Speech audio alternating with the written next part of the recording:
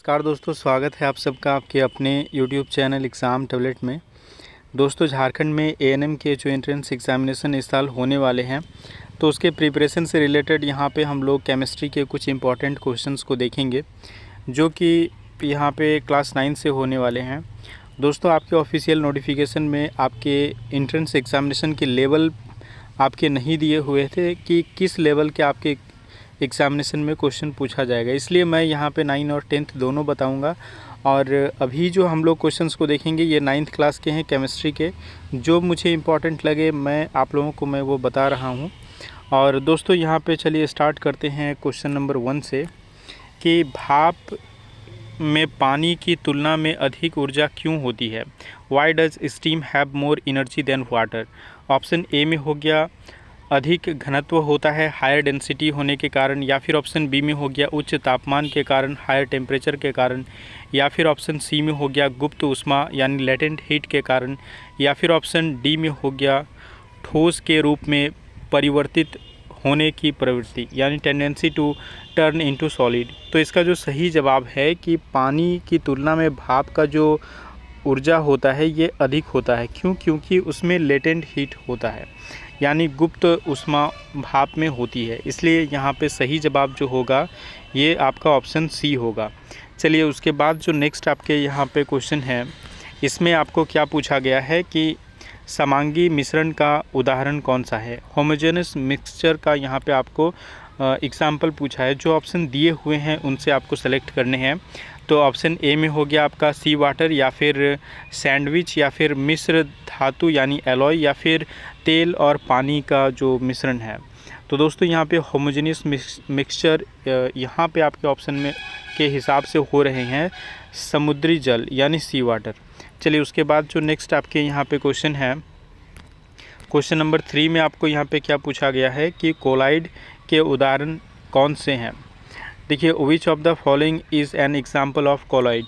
तो option A में हो गया आपका मिल्क यानी दूध, या फिर ऑप्शन बी में हो गया चीनी का घोल यानी शुगर सॉल्यूशन, या फिर ऑप्शन सी में हो गया सी वाटर समुद्री जल, या फिर ऑप्शन डी में हो गया नमक का घोल यानी साल्ट सॉल्यूशन। तो इसका जो सही जवाब है ये है आपका मिल्क। मिल्क जो आपका है ये एक कोलाइड है, ये लिक्विड में लिक्विड कोलाइड है। चलिए उसके बाद जो नेक्स्ट आपके यहाँ पे क्वेश्चन है, 4th नंबर का जो क्वेश्चन है, इसमें आपको क्या पूछ रहा है कि एवोगाद्रो संख्या क्या है। What is Avogadro number. तो दोस्तों, यहाँ पे देखिए एवोगाद्रो जो नंबर है ये क्या है। यहाँ पे आपके ऑप्शन में दिए हुए हैं 6.022 इंटू 10⁻22, या फिर 6.022 इंटू 10⁻23।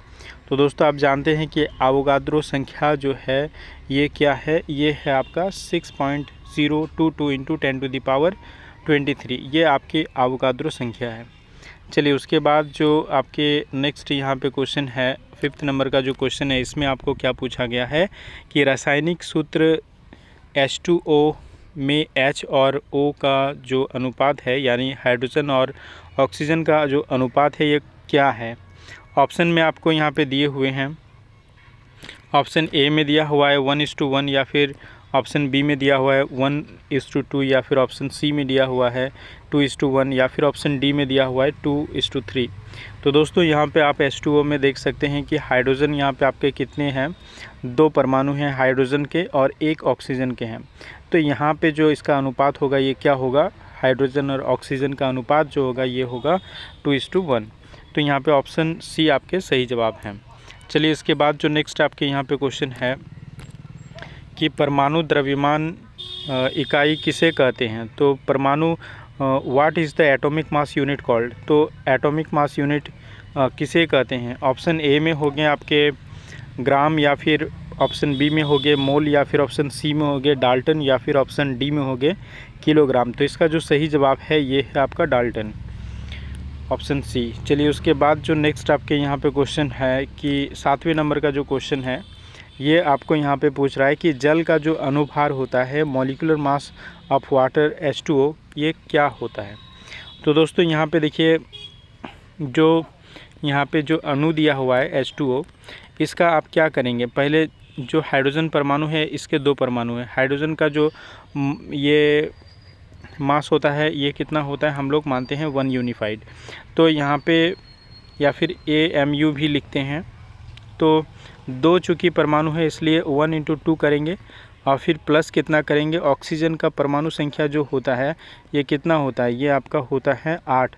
और जो इसका ऑक्सीजन का द्रव्यमान जो होता है ये कितना होता है, ये होता है 18 AMU, या फिर सिर्फ यूनिफाइड से लिख सकते हैं या फिर U दे के लिख सकते हैं।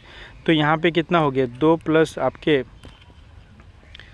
8 दूनी 16 हो गया। तो यहाँ पे 2 + 16 कितना हो जाएगा, 18 हो जाएगा। ऑक्सीजन का जो यहाँ पे देखिए आपके परमाणु द्रव्यमान जो होते हैं ये कितने होते हैं, 16 होते हैं। और चूँकि हाइड्रोजन के 2 यहाँ पे परमाणु हैं इसलिए 1 × 2, तो ये आपके हो जाएंगे 18 यूनिफाइड। ये आपका ऑप्शन बी आपका सही जवाब होगा। चलिए उसके बाद जो नेक्स्ट आपके यहाँ पे क्वेश्चन है, क्वेश्चन नंबर 8 में यहाँ पे क्या पूछ रहा है कि इलेक्ट्रॉन का जो खोज करता था ये कौन था, हु डिस्कवर्ड इलेक्ट्रॉन। तो ऑप्शन ए में हो गया आपके रदरफोर्ड, या फिर ऑप्शन बी में हो गया J.J. थॉमसन, या फिर ऑप्शन सी में हो गया बोर, या फिर ऑप्शन डी में हो गया चैडविक।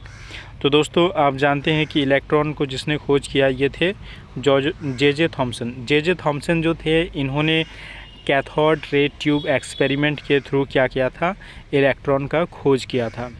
चलिए उसके बाद जो नेक्स्ट आपके क्वेश्चन है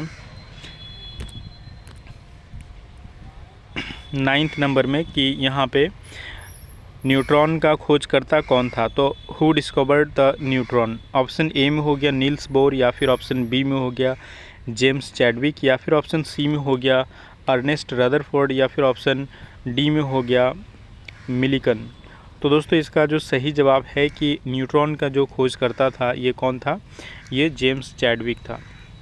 चलिए उसके बाद जो नेक्स्ट आपके यहाँ पे क्वेश्चन है 10th नंबर का जो क्वेश्चन है इसमें आपको क्या पूछा गया है कि नाभिक में कौन से कण होते हैं। तो ऑप्शन ए में हो गया ओनली प्रोटॉन, या फिर ऑप्शन बी में हो गया प्रोटॉन और न्यूट्रॉन होते हैं, या फिर ऑप्शन सी में हो गया प्रोटॉन और इलेक्ट्रॉन होते हैं, या फिर ऑप्शन डी में हो गया न्यूट्रॉन और इलेक्ट्रॉन होते हैं। तो दोस्तों आप जानते हैं कि जो एक परमाणु का जो नाभिक होता है उसमें क्या होते हैं, वहाँ पे प्रोटॉन और न्यूट्रॉन होते हैं। तो आपका ऑप्शन बी यहाँ पे सही जवाब है। चलिए उसके बाद जो नेक्स्ट आपके यहाँ पे